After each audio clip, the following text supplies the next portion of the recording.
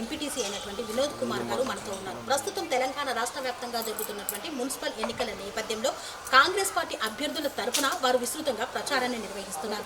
ఈ నేపథ్యంలో ఇక్కడ తీసుకొచ్చినటువంటి కాంగ్రెస్ ప్రభుత్వం సంక్షేమ పథకాలు ప్రజలకు ఏ విధంగా చేరుతున్నాయి, ప్రజల నుండి ఎలాంటి స్పందన వస్తుంది అనే విషయాన్ని అడిగి తెలుసుకున్నాం. సార్, మీరు జనంలోకి వెళ్ళినప్పుడు ప్రజల నుండి ఎలాంటి స్పందన వస్తుంది సార్? విశేష స్పందన అసలు చెప్పే విధంగా లేదమ్మా. ఒక్కొక్కరుగా ప్రభుత్వానికి అండ్ ప్రజలకు వారధిగా ధనలక్ష్మి గారిని గెలిపించాలని కృత నిశ్చయంతో ఉన్నారు. సో ఆ విధంగా మేము కూడా ప్రచారాన్ని ముమ్మరంగా కొనసాగిస్తున్నాం. కాంగ్రెస్ పార్టీకి ఎందుకు వేయాలి సార్? అసలు ప్రజలు ఎందుకు ఓటు వేయాలి? ముఖ్యంగా చెప్పాలంటే ఈ వార్డులో చెప్పాలంటే 1976లో ఒక ఇందిరా కాలనీ అనేది కాంగ్రెస్ పార్టీ నిర్మించింది. తెలంగాణ రాష్ట్రం కాదు, ఉమ్మడి ప్రభుత్వంలో ఉన్నటువంటి సందర్భంలో సుమారు 240 మందికి ఇందిరాగాంధీ స్వయంగా వచ్చి ఇక్కడ ప్లాట్లు కేటాయించింది. అదేవిధంగా యాదాద్రి ఆలయానికి విశేష స్పందన రావడానికి రోడ్లు కావచ్చు, ఇతరేతర అన్ని అభివృద్ధి కార్యక్రమాలు కాంగ్రెస్ ప్రభుత్వంలో కొనసాగినాయి.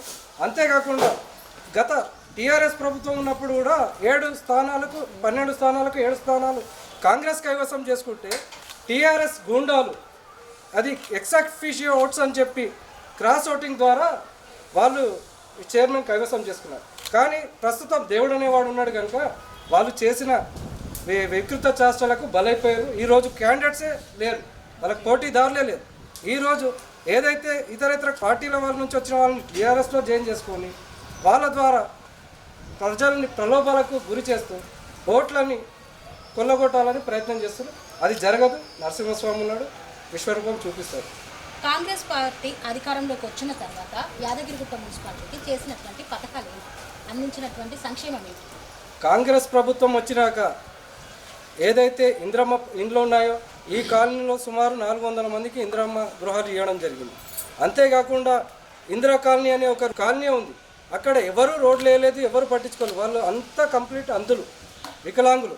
వాళ్ళకి ప్రతి ఏరియాలో రోడ్డు, ఒక బ్రహ్మాండమైన కాలనీ ఏర్పాటు చేయడం అయింది. వాళ్ళకొక స్కూలు, అంటే వాళ్ళ కాలనీకి ఒక ప్రాథమిక పాఠశాల. అండ్ రానున్న రోజుల్లో ధనలక్ష్మి గారు వచ్చాక అక్కడ ఒక వాటర్ ప్లాంట్ కావచ్చు, ప్రాథమిక చికిత్సా కేంద్రం కావచ్చు. వాళ్ళని ప్రత్యేకంగా అంటే మాకు ఒక అదృష్టం అనుకుంటున్నాం. అలాంటి కాలనీలో ఒక 200 ఓట్లు ఉండడం మేము సేవ చేసుకోవడానికి ఒక అదృష్టం. మిగతా ప్రాంతాలంటే అన్ని అభివృద్ధి చెందినాయి. మేము చేసిన మదన్న గారు ఎంపీటీసీ ఉన్నారు, నేను ఇద్దరం కలిసి ఎవరు అనేది తారతమ్యం లేకుండా ఇద్దరం కలిసి అభివృద్ధి చేసాం. రానున్న రోజుల్లో కూడా అదే విధంగా చేస్తాం. సో 9వ వార్డు అభివృద్ధికి ధనలక్ష్మి గారిని గెలిపించాలని అంటున్నారు. ఎందుకు మద్దతు ఇస్తున్నారు అసలు? ధనలక్ష్మి గారు ప్రజాసేవే లక్ష్యంగా ప్రజలకు ప్రభుత్వానికి వారధిగా ఉండాలని అనుకున్నారు.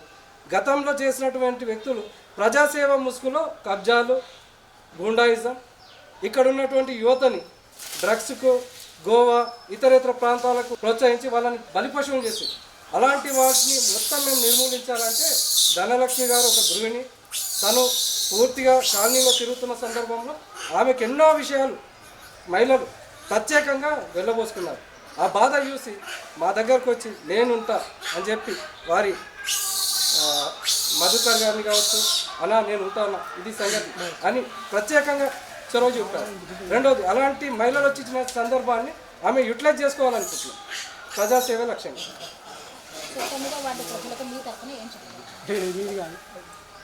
9వ వార్డు ప్రజలకు చెప్పదలుచుకుంది ఒకటే. ఈ 9వ వార్డులో సుమారు 25 సంవత్సరాలుగా మా కుటుంబం రాజకీయాల్లో ఉంది. ఎంపీటీసీగా కావచ్చు, వార్డు మెంబర్గా కావచ్చు, సర్పంచ్గా కావచ్చు, ఇతరేతర పదవులతోటి పూర్తిగా మేము అభివృద్ధి కార్యక్రమాలు చేశాము. అదేవిధంగా మమ్మల్ని నమ్మి మధుకర్ అండ్ సాధనేని మధుకర్, ధనలక్ష్మి గారులకు సహకరించండి. మీరు కొందరు పిచ్చి పిచ్చి మాటలు మాట్లాడుతున్నారు, వాళ్ళు ఇక్కడ ఉండరు అక్కడ ఉండరని. వాళ్ళతోటి అని కాదు, వాళ్ళు ఇక్కడే ఉంటారు, వాళ్ళు ఇల్లు ఇక్కడే. మీరేదో కుయత్తులు చూసినంత మాత్రమే కాదు, మేము 9వ వార్డులో ఆయన ఉన్నాడు, నేనున్నా, అంగబలం అర్ధబలం ఉంది, అన్ని విధాలుగా మేము సిద్ధంగా ఉన్నాం.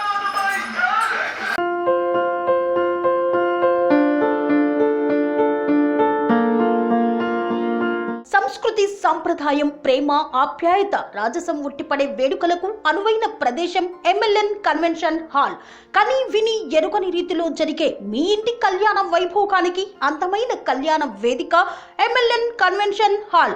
ఎంఎల్ఎన్ కన్వెన్షన్ హాల్ ప్రత్యేకతలు: సువిశాలమైన wedding halls, centralise AC banquet hall మరియు విశాలమైన డైనింగ్ హాల్, వధువరుల కోసం ప్రత్యేక ఏసీ మరియు నాన్ ఏసీ గదులు, నక్షత్రాల వెలుగులో పచ్చని పచ్చికపై పార్టీల కోసం అనువైన గార్డెన్. ఎంఎల్ఎన్ కన్వెన్షన్ లో సీసీటీవీ పర్యవేక్షణతో పూర్తి భద్రత. 2000 వాహనాలు పార్కు చేసేందుకు సువిశాల పార్కింగ్ సౌకర్యం. మీ ఇంట జరిగే అన్ని శుభకార్యాలకు, పెళ్లి, reception, engagement, birthdays, get together, corporate events, ఏ ఇతర శుభకార్యాలకైనా అందమైన వేదిక ఎంఎల్ఎన్ కన్వెన్షన్ హాల్. బుకింగ్ కోసం సంప్రదించండి 7550438888 మరియు 7550428888. మా అడ్రస్ చీర్యాల లక్ష్మీ నరసింహస్వామి దేవాలయం ప్రక్కన, near outer ring road, Keesara junction, Cheeryal గ్రామం, మేడ్చల్ జిల్లా.